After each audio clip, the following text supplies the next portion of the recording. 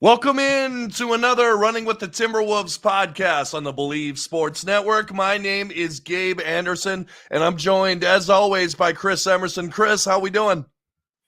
We're licking our wounds, but Wolves and Six is still holding strong. Yeah, absolutely. And before we get going, make sure to give us a 5-star rating on Spotify or Apple. Or if you're watching on YouTube, make sure to give us a like, share, and a subscribe. And just wherever you're listening to, make sure to give us a comment. We want to hear your opinions, so make sure to make them heard. Anyway, Chris was talking about, Wolves lose 115 to 107 to the Denver Nuggets. Let's just start off with this. Your general takeaways from last night's game. My general takeaways is the Nuggets were kind of getting whatever they wanted. Like, we weren't really slowing them down at all. Mm-hmm. They always seemed right out of reach. And I don't think we played well enough to win a playoff game. I'll say that. I think a lot of our guys need to step up if we want to keep moving. Yeah, I would agree. And it seems like the Nuggets are the prototypical been there, done that kind of team at this point. Because, I mean, they made some deep runs in the playoffs. Obviously, they won the championship last year. Every time they needed a bucket, every time the Wolves were within 8 or kind of had the Nuggets on their heels, they would just methodically go down the court, get the ball to Jokic, and he would distribute from there, either turn into a dunk or a wide open three. It seemed like when they needed a bucket, they got him every time, particularly in these last 2 games. They got everything they wanted.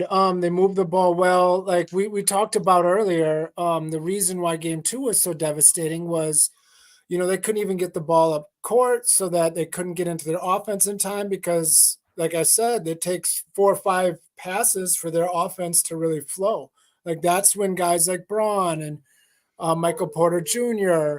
and Aaron Gordon can be effective, is when they've got 4 or 5 passes in.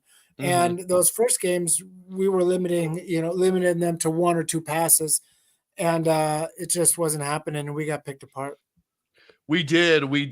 And like we were mentioning, Nuggets shoot an astounding 57% from the field. And the guy that really killed us last night, and I know a lot of these are dunks, 10 of 11 for Aaron Gordon. Now, when we say that, sometimes Rudy Gobert goes 9 for 9 or something like that, but those are all right near the basket. He went 2 for 2 from 3. He hit some jumpers. He was absolutely scorching us last night. I think I heard he's 8 for 11 in the last 2 games from 3 or something ridiculous like that. And he's not a shooter. Like, if you got him shooting a 3-pointer, that's a win for your team. So that can't happen. But in the same sense, that's exactly what has to happen if you want to win a series, is guys like that have to step up. We've been harping on this, this whole series, but, Jaden McDaniels, Mike Conley, Nas, I expect him to do some more. So, like, he almost doesn't count, but he definitely is going to need to. You need one of those extra guys that you wouldn't expect impact from to give you impact. That's how you win games in the playoffs, and we're not getting it. And one guy who was definitely not on top of his game last night, and I know we've given him a lot of crap in the past, whether it be warranted or unwarranted, but Kyle Anderson may have one of the worst stat lines in the history of a playoff game. And I'll read it to you. 6 minutes, 0 for 1 from the field, no rebounds, no assists, no steals, no blocks, no turnovers, 1 foul, no points, and here's the kicker, a -18. A -18 in 6 minutes? Are you kidding me? You're giving up 3 points per minute. That's unbelievable. That is terrible. I didn't really put that plus minus into effect, but I mean, here's the deal. He's not good. Like, we've been saying this for a long time, at least I have been. When he comes in the game, we don't do well. Like, the ball, I get it. He moves the ball, but that's because he can't shoot. Yep. And he's too slow now on defense to really do anything on the perimeter. He'll get a sneaky poke away, and that's great. And thank you. But, just like the leader in steals in the NBA isn't always a good defender, sometimes it's the same way with those sneaky pokeaways. A lot of times it's because the guy you're guarding is running past you. So, yeah, he needs to stop playing. And Nas on the other side, I think was like 8 for 11 in the game, or I don't know. He shot a pretty good percentage, and he hardly played. So Five for six from the field.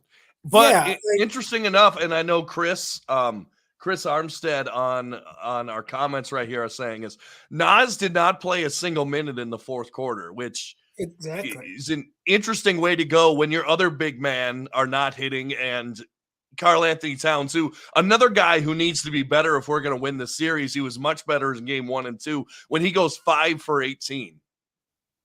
I don't get it, and I know that our coaches are super smart, some of the best in the whole league. So it seems so painfully obvious when a guy like Slow-Mo, and mind you, 6 minutes isn't a big, sample size, but the fact that he's even being played anymore blows my mind. And then when you've got a guy like Nas who's playing well, and Cat isn't, guess what? Nas should play over Cat some then. Like, if I'm not saying start Nas over Cat, but I'm fine with a minute share like 50-50 if Nas is playing well. Like, this is time to win or go home. So I Right. don't care about, attitudes and what people are making and emotions and stuff like that. Like, we're trying to put the best fight out there. Yeah, and we've seen that in the past. I think it was in the Sun series. There was a fourth quarter where Towns didn't play at all, and he didn't care because the team was playing well. Nas was hitting, so I don't think he'd be offended if No, Nas got more minutes. I think the Cat, at least on the surface, is a team guy, and honestly, who cares? Who cares that's if Towns is happy or not? I would and that's rather my win point. basketball games than keep Karl Anthony Towns happy. Exactly. And that's my point. Like, sure, he's for sure going to say in the press thing that, oh, I'm giving Nas all the help I can from the bench to try. Like, I don't care. Like, I don't even care if he's pissed about it. I'm trying to win a game. We're 2 wins away. We got to get it done. Yeah. And another stat from last night that I found interesting, 66% from the free throw line. So you're hitting 2 out of every 3. Wow. Not I good was going to enough in mention a that. game. Not good enough when the other team is hitting 57% of their shots. Definitely not good enough. I think it, because right to my right, I was at the game last night, was the stat board, and you could see all of like the stats and the shooting percentages. There was a time for late in the third quarter where the Nuggets were shooting better from the field than we were from the free throw line. The Nuggets were at 70% for a good percent of that game. Yeah, and to talk about the free throws, I mean, I get it. Everyone wants to kill Rudy Gobert for a lot of these things, but Towns was 2 for 4, McDaniels was 2 for 4. Edwards missed one, but like those points are important, Yeah. and we gotta clean that up. We also had like the same amount of turnovers as them, but they had 10 more points off turnovers than us. So like, I mean, we can't make these live ball mistakes where they can just take them right down court and get a bucket. So, yeah, we need to clean it up. We need to play better. Anthony Edwards was amazing. I think our Oh, yeah. defense, like, they were getting open shots. You can't expect Gordon to play like that. Like, that's not going to happen. But you have to make up for it, and we have to. Maybe the road is better for us. It's possible. And here's the other thing. I know that we were getting out contesting some shots, but there were a lot of times where it was a case of hand down, man down. Like there were, I think I yelled 3 or 4 times, get a hand in the guy's face. It's not I enough don't. to get there. You got to get Yeah. it, particularly on 3-point shooters. You got to get a hand in their face. This is the NBA. This isn't the YMCA. The YMCA, Yeah. you can be late on defense and put up and not get a hand in the face or whatever. You got to get right up there, even if you're a smaller guy, and at least contest the shot. Yeah, I don't really, and it's hard to tell when you're watching from afar. It seems strange that game 2, the Nuggets could barely move, could barely breathe.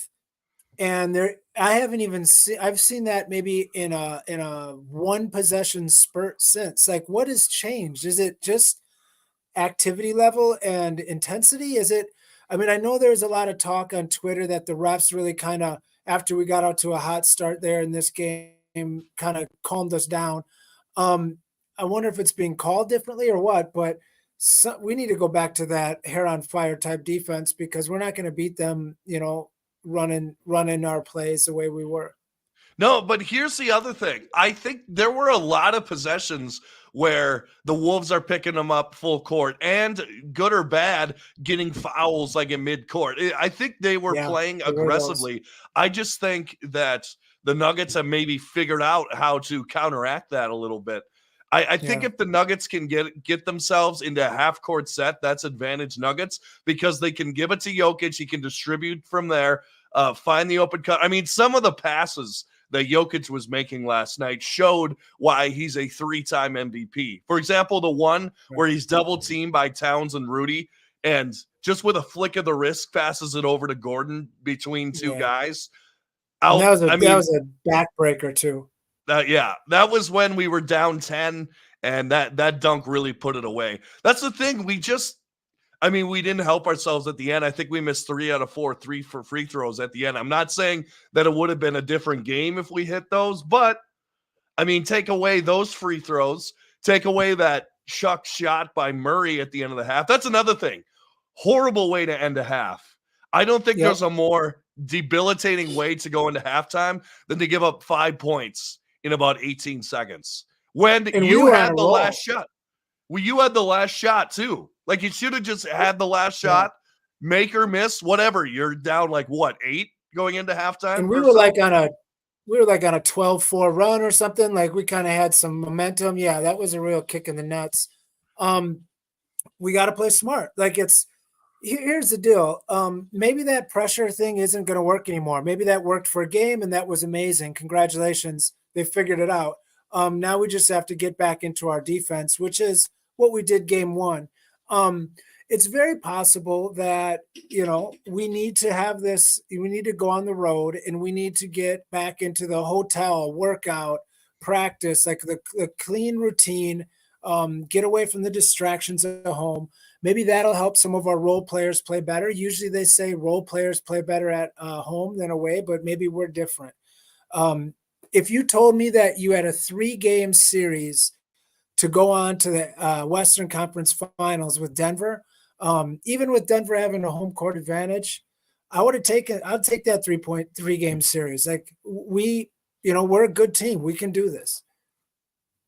Yeah, I think we could do this absolutely because we've seen them do it. We saw them do it against Durant, Beal, and Booker. Now you could say that's not as a cohesive team as the Right. Nuggets, but still, we saw them in game 1, in game 2, get it done. Maybe our former host Jared needs to go back to Denver. Maybe that's what needs to happen because he was in He's attendance for game undefeated. 1.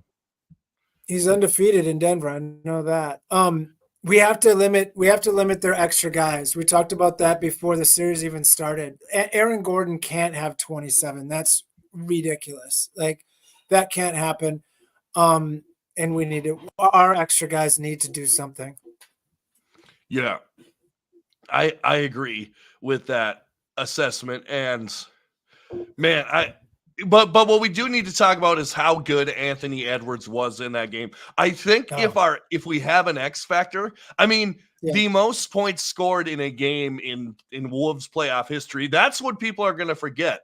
When they look back at unless Ant goes off for like 55 or something, they're going to look back at the record books and be like, "Oh, I forgot about that. I forgot that Ant scored that many points in that game because man, he was something special. You take Ant out of that game, like I know, for example, right now, as we're recording this, the Cavs are playing without Donovan Mitchell and actually holding on with the Celtics. But you take Anthony Edwards out of that game, and that's a 40-point loss. Yeah, he's a monster. And like you said, maybe it's not all doom and gloom in Minnesota right now because we have a bona fide star. Like, and not even like we've had good players like that we hoped were going to be something. This Yep. guy's that guy. He's that guy that's going to be able to ride you through the playoffs multiple years in a row. Like we're set. We're set at that position. Now it comes down to now that we've established that this guy is that type of guy, um, how do we build around him perfectly going forward? Because you don't want to do it, the Bucks have done and kind of waste the opportunity of such a rare talent. Right. Now the Bucks did win a championship, but still. And if the West falls the way that the East did that year, and maybe Joker gets hurt, and um, SGA gets hurt next round, and we get to play against a bunch of injured, scrapped up teams, I'll take that kind of win too. But we just need to make sure that we take care of business.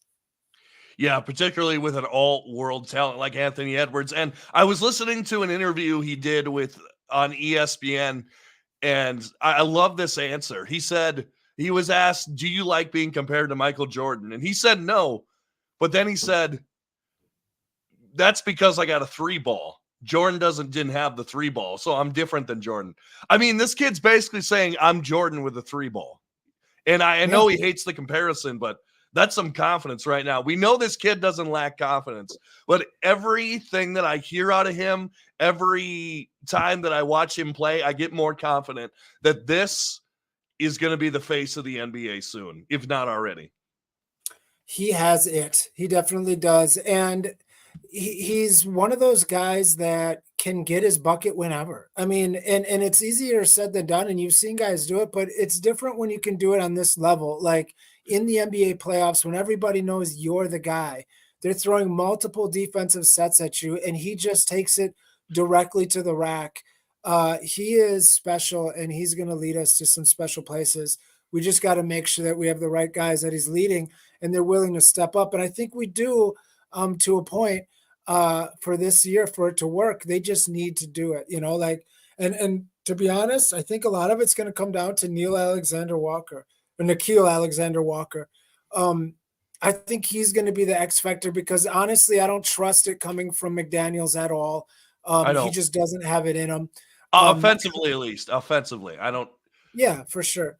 And Connolly, I mean, he needs something to do it for us, but I don't know if he has it either, like to really put his stamp on the game. Nikhil Alexander Walker needs to step up, and he needs to give us 20. Nas needs to give us 20. Like we need those guys in the worst way, and they need to be shot hungry. When they get it, they need to fire it.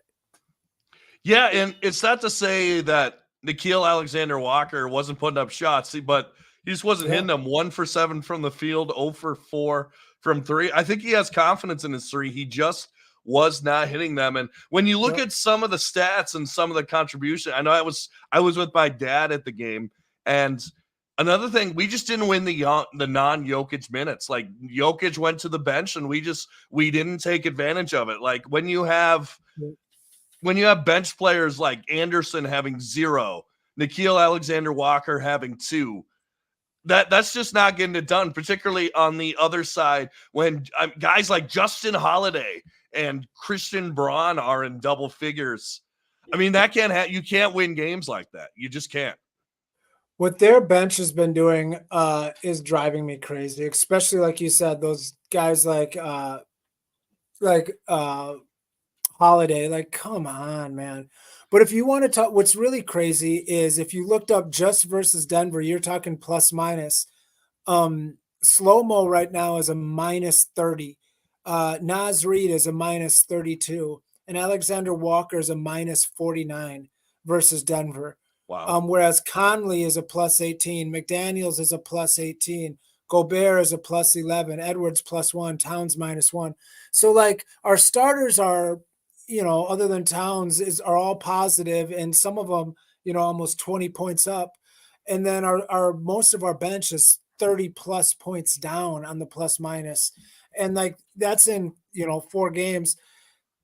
That's just getting your butt kicked when our bench is in there, and that can't happen. We were supposed to be the team that had the better bench coming into this series. So yeah, it's looking the complete opposite right now. It is, and I would give. Now, I know a lot of the reason that Kyle Anderson is in the game is for defensive purposes, probably to guard Jokic or whatever. but I would give all of its minutes. Now I know it's only 6, but give it to someone who can at least shoot. Like give it to Monte Morris at least. Give him a shot. Like Or Monte Morris was a big part.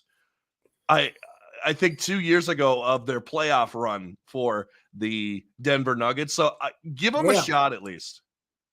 Yeah, I mean, I say do that. And another thing I liked that we tested out, which was successful, at least in the couple positions I saw it, was when we went super big, and it was Anthony Edwards, Jaden McDaniels, Naz Reid, Cat, and Gobert.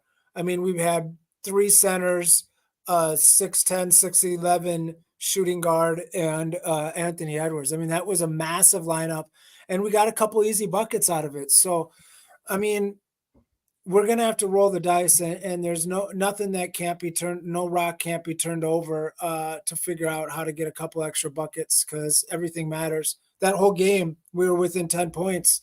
You know, we had a couple big disasters, and, you know, how many times did I hear him say Denver's 7 for 7 in this streak? Like, they had multiple stretches where they were 7 for 7 in that game. Like, a couple of those fall out, and we win that game.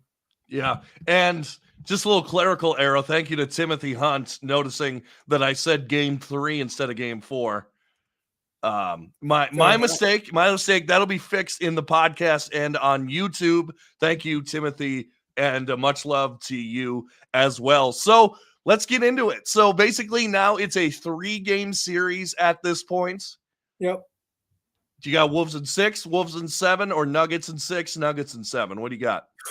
I mean, let's just keep it at Wolves in 6. You know, they got they got excited. They got high on their horse. They think they've got us down. We're going to go back. We're going to get coordinated on the plane. We're going to get coordinated as a team, all on the same rhythm, and we're going to kick the hell out of them. I would agree. Let's go with it. Wolves in 6. What the hell? Yeah. Let's do it.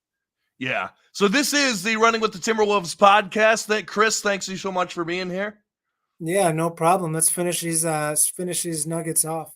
And make sure to stick with us throughout the play on run. We'll be covering it like a blanket. So make sure to like, share, and subscribe on YouTube, and give us a 5-star rating and word of mouth marketing. Tell your friends. If you got a Wolves fan in your life, which I know you do, tell your friends to give it a listen, and just honestly give it a shot. We'd love to have them along. And this is the Running with the Timberwolves podcast. And as always, go Wolves.